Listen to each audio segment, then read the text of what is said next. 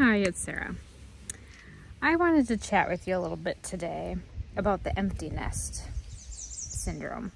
My youngest daughter's last day of high school was today. I took my last picture of her in front of our step on the last day of school.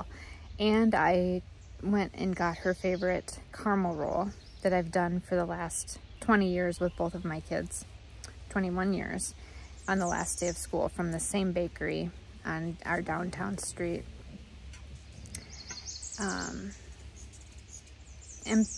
Empty nest is tough. I know what to expect now that the second one is graduating. We have graduation next week. Oh, sorry, I have hummingbirds all over. Graduation is next week, so I'm fully prepared for and knowing what is coming down the pike for us to not have any children at home when our youngest daughter leaves for college in August. And she does have a full-time job this summer, so she's going to be extremely busy working in her field before she heads off to college. So I was just thinking about all the other moms out there right now, because if you're new to this or new to your first child leaving and graduating from high school and all the deep emotions that comes with that, know you're not alone. And it's a very, very difficult cycle. I would be the first to admit that with my oldest daughter, I was absolutely horrible. I didn't let her go. I didn't let her fly and be who she wanted to be. I tried to micromanage. I tried to be involved. I tried to track her, know what she's spending her money on. I would be the epitome person of a control freak mom when their kid goes to college. And I'll be the first to admit it, because looking back at that 3 years ago, I'm not going to repeat that with my second child. It damaged our relationship with my oldest one quite a bit. We've since repaired that and moved beyond it, but it wasn't a great start for her and a great send-off for her, with her knowing her mom was extremely upset and worried. So anyway, now with child number 2, and this one will be a little bit different because we won't have anybody at home anymore.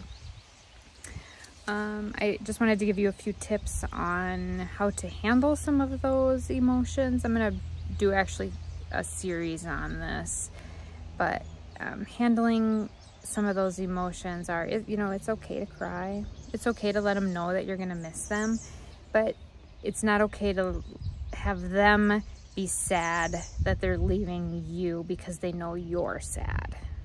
So that would be my number one thing, is you just need to make sure that your kids know you're just super proud of them and you're just sad for the life that you have loved to live and moving on with that.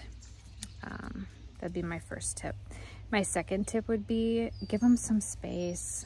Let them learn who they are. Let them learn life skills when their mom is right next to them trying to make every single decision. They don't learn anything. They don't learn how to be self-sufficient. They don't learn time management. They don't learn financial management. And you're not supposed to be right on top of them. I've moved more to a role of, I'm here if you need me. I'm here as your backup. I'm here as your mom and your friend. But I'm not here to make every single decision that you need to make. I will love to listen and love to know what's happening in their life, but they have to know that they are empowered to make the decisions. And some of them are scary. Some of these college choices that they have to make in college are very scary, especially if they're across the country. I have my oldest daughter is in a different state for college, and so that's kind of hard. My second child is also going out of state, but not near as far. So she's going to be within a 3.5-hour drive of us. We live in rural northern Minnesota, so it's a drive no matter where they go to college for us.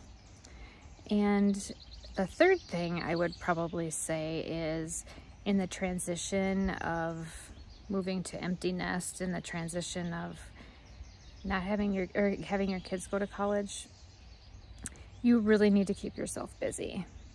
That was one thing I did not do. I didn't reach out to friends. I didn't try to immerse myself in the activities I used to do before I had children. And I was drifting. I drifted for a really long time, and I spent a lot of time with our second child that is going to also be graduating. So now that I've kind of entering into a new phase of life, I've kind of forgotten what I used to like to do and what I enjoyed doing and what filled me up before I had children. Now my children fill me up. They make me happy. They make me, that's my purpose, one of my purposes in life, but I also have to have other purposes beyond them. Everybody does, because every kid should grow up and should move away from home and should have their own life. So the moms, just make sure that you're creating your own life outside of your child's life, especially when they go to college. Try to keep yourself busy. It was miserable. I cried and cried and cried, and my husband probably thought I was absolutely insane. Everybody thought I needed therapy. I knew I didn't need therapy with the mental health condition, but I knew I had somebody to talk to would have been really nice. My husband is wonderful, but he isn't a therapist and doesn't always follow along with what feelings a mom has. So I'd recommend you to have somebody to chat with, even if it's a really close friend, if you wanted to go that direction. But anyway, that's my take on getting ready for the empty nest syndrome. And there's a lot of you moms out there, so watch my series on tips and tricks for this stage of life.